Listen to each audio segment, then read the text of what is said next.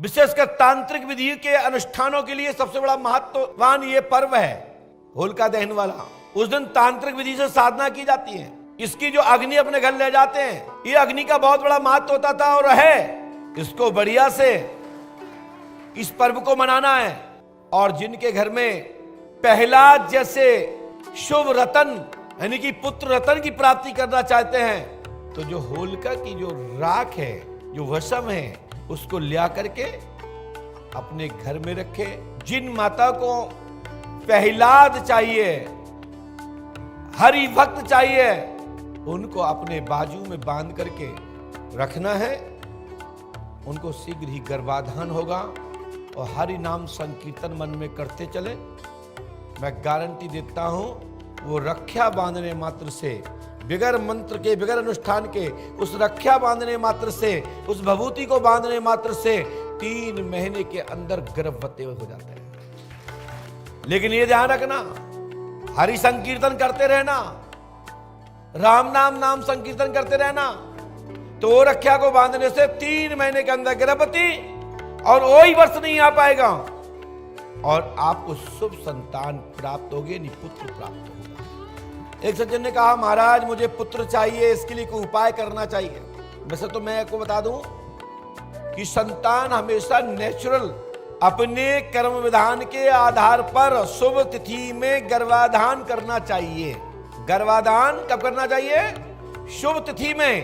पंचांग को देखें, अपने पुरोहित से पूछें, तब उस प्रकार की क्रिया करें।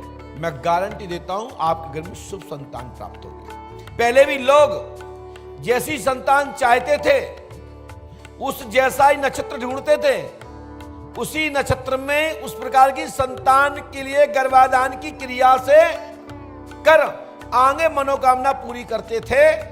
ऐसा शास्त्र पुराणों में है कि हमें सात्विक देविक संतान चाहिए या तामसिक चाहिए, राक्षस प्रवृत्ति की संतान चाहिए या देविक।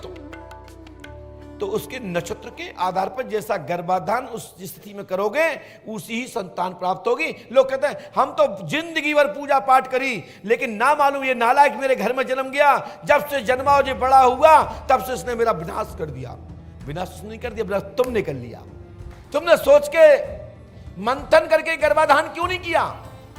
बच्चा हो जाए बस, कभी भी हो जाए। इस बात को अच्छे से, मेरी बात को समझना। मैं जो बात कर रहा हूं, हमने महर्षियों संतों के मुखारबिंद से सुना, गुरु वचन सुने, उस आधार पर मैं बोल रहा हूं। मैं बड़े लोगों को सीख नहीं दे रहा हूं। गुरु होने के नाते इस बात को जैसे मैंने सुना, वही बात मैं आपको दे रहा हूं, क्योंकि गुरु होने के नाते और आप लोग मुझे अनुसरण कर रहे हैं इसलिए। एक आए बोले, महाराज क्या हमारे यहां डॉक्टर ने मुझे पेट में लड़की बताई है कि लड़का हो जाएगा। मैंने कहा डॉक्टर ने क्या बताया? लड़की। हमने कि लड़का हो जाएगा। तो हमने कि जब मैं बताऊंगा कि लड़का है, वो लड़की बना देगा क्या? डॉक्टर बना देगा? बोले नहीं। तो हमने कि ऐसे ही हमने जब देख लाओगे जहां में लड़की है, फिर लड़का आएगा कहां से? क्या जादू है क्या? है? या तो भगवान पे विश्वास कर लो या फिर मशीन पे विश्वास करो। एक बोला, महाराज हमारे डॉक्टर ने लड़की बताई। हमने कहा अच्छा, कहां दिखाया? बोले हमने झांसी में। हमने कहा मैं अभी देखता हूं। मैंने कहा जाओ, लड़का होगा। बोले महाराज डॉक्टर ने लड़की बताई, ध्यान रखियो नहीं, बाद में रखाओ, मैं आपका जोड़ जाऊंगा। मैंने छोड़ जाना। बिटिया को बच्चा हुआ तो लड़का हुआ, लड़की गई कहां? हमने, ये हनुमान जी की कृपा है। वही डॉक्टर की फिर मैं बात कर रहा हूं, कोई छोटे मोटे डॉक्टर नहीं झांसी के। जब वो फिर मेरे पास आए दूसरे प्रकरण वाले, महाराज बताओ हमारे पेट में क्या है? हमें तुम्हारे पेट में लड़की। डॉक्टर बोला लड़का, भाई लड़की। डॉक्टर की दोनों बात कैंसिल। लेकिन सच्चाई यह है, हमने नहीं बदलता। डॉक्टर को डर लगता है कि हमने कह दी लड़की, कहीं कहीं कोई पुलिस वाले ना हो, ये कोई जांच वाले ना हो, तो कहते भैया लड़की है, लड़का है। तो कई डॉक्टर तो जान मिल की लड़का बता देते हैं। हम उनकी पद्धति का विरोध नहीं कर रहे, और कई बार डर के मारे जिन्हें देखा कहीं पुलिस वाला मेटा दस के, तो भैया तुम कहाँ चाहिए, लड़का के लड़की, लड़की, बिल्कुल आपकी कामना पूरी है, आपको बधाई अग्र। आप सोचते अरे वही हुआ है, डॉक्टर ने कह दिया। तो कई बार डॉक्टर लोग भी कानून के दायरे में रहकर कानून हाथ में नहीं ले सकते, ऐसे हम भी नहीं ले सकते। जब मशीन तंत्र वाले पाप से बचते हैं तो हम क्यों पाप करेंगे? हम तो देव शक्ति के माध्यम से बता रहे हैं। हां, इतना जरूर है, जब आप गर्भाधान करते हैं, जब संतान की प्राप्ति के लिए आप किसी मंदिर में जाते हैं, मठ में जाते हैं, तो कोई सदगुरु से आप प्रार्थना करते हैं कि महाराज हमारा लड़का नहीं है, लड़कियां ही लड़कियां हैं, तो लड़का कैसे होगा? हमारी पत्नी इस समय गर्भवती है। हां, मैं इतना छाती ठोक के घोषणा कर सकता हूं, 16 हफ्ते के पहले यदि जानकारी मिल जाती है कि हमें लड़का चाहिए, मैं आनंद रामायण के हवाले से बोल रहा हूं, जिसको पढ़ना पढ़ लें, जिसको पढ़ना है तो भविष्य पुराण के हवाले से बोल रहा हूं, मैं देवी पुराण के अंतर्गत बोल रहा हूं, मैं 18 पुराणों के अंतर्गत बोल रहा हूं। मैं कोई तथा कथित जैसे डॉक्टर्स अपनी बुक पढ़ करके डॉक्टर बनते हैं, ऐसे ही मैं 18 पुराण 6, 7 उपनिषद आदि को पढ़कर मैं गुरु बना हूं, और गुरु बनाने के लिए प्रेरणा देता हूं कि शास्त्र पुराण पढ़ो। तो उस अवस्था में यदि आपको लड़का चाहिए और 1 ही महीना हुआ है, 1.5 महीना भी हो गया, कोई बात नहीं, तो भगवान शंकर को ढारो, जल दूध, और जब शंकर भगवान को ढारने जाएं, जल चढ़ाने, तो साथ में दूध ले जाएं, और दूध के साथ में एक नींबू की जड़ ले जाएं, और नींबू की जड़ शंकर भगवान की पिंडी पर रखें। पहले जल चढ़ाएं, फिर गाय का दूध चढ़ाएं, और वो गाय कौन सी होना चाहिए? देसी गाय, श्यामा गाय।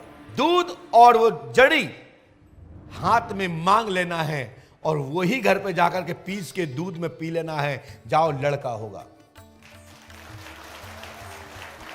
इसमें कोई भी विज्ञान के लोग जांच कर लें, ये सफल और शुद्ध प्राचीन मान्यता। अथर्ववेद भी यह कहता है कि नींबू की जड़ भगवान शिव पर चढ़ा करके दूध श्यामा गाय का अभिषेक करें, और भगवान शिव से उतरी हुई औषधि को और वहीं के जलेरी से टपका हुआ दूध 1 चुल्लू अपने पात्र में डाल लें, और जड़ को मांग ले, घर में पिस के ग्रहण कर ले, मैं गारंटी देता हूं लड़का होगा। मैं भगवान नहीं हूं, लेकिन यह सफल प्रयोग है, इसमें कोई संदेह नहीं है। परंतु यह ध्यान रखें, यह देवताओं की संतान है, यह संतान देवतुल्य होंगी, उनकी ही विचारधारा के अंतर्गत होगी। बाद में मत कहना कि हमारा लड़का तो 2-2 घंटा 6-6 घंटा पूजा कर रहा।